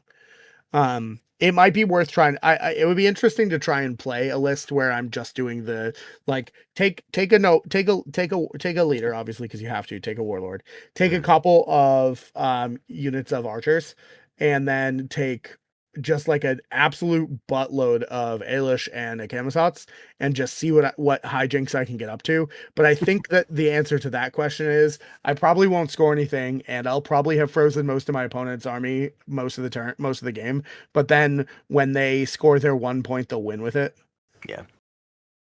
and it'll It's be a also one miserable of those. experience for everybody. Yeah, well, right. It's going to Yeah, be a miserable game. I think it's hard to play against Maya in general, so that's yeah, valid. Um, I think the problem is the really doubling down on the brave mechanics is one of those things that's like very high risk, high reward because while if you're spreading it out a lot, you're going to get some value out of it. You're never guaranteed, and there's things your opponents can do to try to counterplay it. And if they're good at it, they're going to use blessings, they're going to use magic, they're going to do things to be able to activate the units they need to activate. And if that's all you're doing, I think you need enough like damage dealers in there to then follow up those brave markers with a Macoeagle in the face. And if you're not doing Yeah. that, I don't think it's an Yeah, effective. and like I think that there's a reason why the list I built originally is what I built, which is two units of shapeshifters, 1 unit of Ailish, and then maxed out Alhamad nobles and literally nothing else. Yeah, I think That's if you it. put some, And I think that's the list I stand by. I think if you put Atlatls in there, it would be incredibly effective. I think that's the way to run it. Yeah, I probably should, but the problem is to put some, I need to cut some nobles, and Yeah. that's tricky. I think it's worth it. Tricky. All right. Yeah. But this has been Maya, you know? Yeah, I think that's a reasonable breakdown. Obviously, people will have their own opinions, so get down in the comments and tell us why we're wrong. Yeah. And now my question for you, sir, is please give me a 60-second soundbite, 60 seconds or less soundbite. Why should someone play the Maya? And please answer that any way you'd like, whether it's mechanics, whether it's aesthetics, whether it's historical reasons. Yeah. Give me a soundbite. Well, okay. So you should play Maya if you want to play an Alpha Strike elite army that has a really cool background. Obviously, the Maya are foundationally important as a culture to all of the Americas and the entirety of like North and Central and South American culture. So that's a huge deal. But also, they got the huge Maxio models. They have a lot of really cool models. I like them a lot. They're very strong. They're very alpha strikey. And I think that if I were going to teach somebody how to play this game and be like, all right, I'm going to give you an army. We're going to go to a tournament and you're going to do well if you listen to me by playing these things because you're going to alpha strike the absolute hell out of people and they're not going to know how to hit them. Maya is the way that I would go. Absolutely for sure. Yeah. I like them a lot. I would recommend them strongly. And even if they have some bits that they can be countered by and they're sort of an elite army, I think that they're pretty good. And I think everybody who's getting into Maya should skip the starter box and go straight to buying $400 worth of Almahanab nobles and call it a day. I co-sign everything you said except for that last part. I don't think that's a good idea. All right. Start with the starter box and then a couple $100. Whenever you have a spare paycheck, just buy one blister of 5 Almahanab nobles with huge Macoeatles. I do think it's a tricky army. Stop. It's definitely a user-friendly army for a new player. I do think it's a little tricky because I do think it's probably one of the least useful starter boxes. Almost every other army, I'm very comfortable saying just buy the starter box and go from there. This one is a little bit more complicated than that. I think you also get archers. So like I think my list will have none. It will only have the leader from the starter box, which is the starter box is leader archers Kalakamal. Yeah, I think that's correct. Yeah, and children of Zababa. And I think the archers are good, but you should give them the Atlatls instead. So yeah, I think the archers are good, but I mean, yeah, obviously, like I don't think that anybody cares if you're like I have a bunch of Tikal archers. They have Atlatls. Sure. Never mind the fact that they're modeled with bows. Yeah. They have Atlatls. Absolutely. I think it'll be fine. But like you know, that's what I got. I skipped the starter box. Yeah. I just bought the army. Yeah. I just mean from the perspective of like, is this a beginner friendly? That makes it a little trickier, but I don't think the starter box is terrible. Like you can play that and it'll be a good time. It's not going to be optimal, I think, because you're going to get 10 of the regular infantry and you're going to want to just switch them out for nobles. So I think that's it for the Maya. We'll probably be back at some point in the future to talk other Mythic Americas factions. Perhaps you'll come back to talk tribal nations when we get to that. Wow, that'll be and as a card carrying member of the Mi'kmaq Nation, which is not really where the tribal nations are, but it's probably the closest that we're gonna get. And also, I'm not a card carrying member because that's only in Canada and like a bunch of other reasons. Can I just say, I'm excited to do tribal nations. I like them a lot, and Squatches for the win. I have Guatemalan. I am not Guatemalan, but I have Guatemalan people in my family in 2 different ways through marriage, which I think is very cool. And I've been there, and it's wonderful. And also, these are some of the coolest looking. These are gorgeous models. If you see somebody that is good at painting, that paints up some of those nobles with the giant headdresses and all that stuff, incredible, absolutely wonderful. So Yeah, buddy. definitely check it The out. Maya, Yeah. they're pretty cool. Oh, can I just say goodbye in Yucatan Maya? It's Ka'akate, I think. Correct me if I'm wrong. Goodbye. Peace. I want to send a huge thank you to the extremely cool kids tier on Patreon, the Steam Powered Scoundrels, Robbie Ounce, Tom Likely, Russets, Spanner Rider, Devin, and Blue. And thanks for watching.